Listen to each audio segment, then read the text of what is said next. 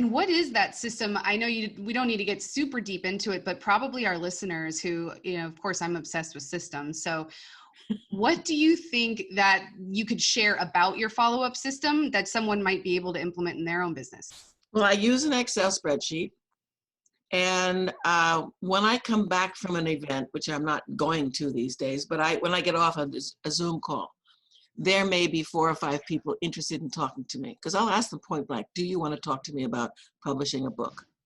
And if they don't, then there's no point in us talking. But they very often do. And so I said, okay, so I write down all their information. When I get off the phone, I put it into the spreadsheet. And so I put in their email first, and I put them in alphabetical order according to the first name, because we tend to remember first names before we'll remember last names. So first names, and then I put first name, last name, where I met them, which Zoom call, which conference, and the date when I met them. Then I put their phone number, and then I put what part of the country they're in. And so I list them all, and then it's separated by a line, green line, because every single place that I go, I keep those separate. So I'll have 5 names, a green line, 4 names, green line. And if I do a big conference, I put in, 100 names, green line. And so when my appointment setter calls, she knows when I met them, where I met them, and I'm starting to put in now what they do. So she has a little bit more understanding of who they are. And then she just calls and she texts. And then she calls and she texts.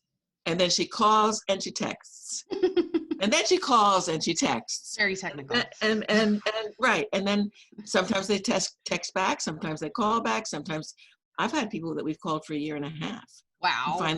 And finally reached them, and they're authors now. Wow. So I had an appointment setter one time when I had my other company, and I called her and said, how you doing? She said, I'm great. I said, have you called everybody? She said, yes, twice. And I said, call them again. She said, but I don't want to bother them. I said, that's your job description.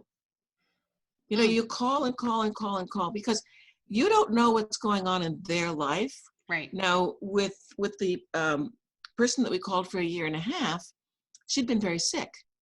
We didn't know this. She said, it was so wonderful that you kept calling, because I knew that once I was well, I'd be able to do this book because you kept calling. Right. And then I've called people and I've said, look, we've called you now 37 times.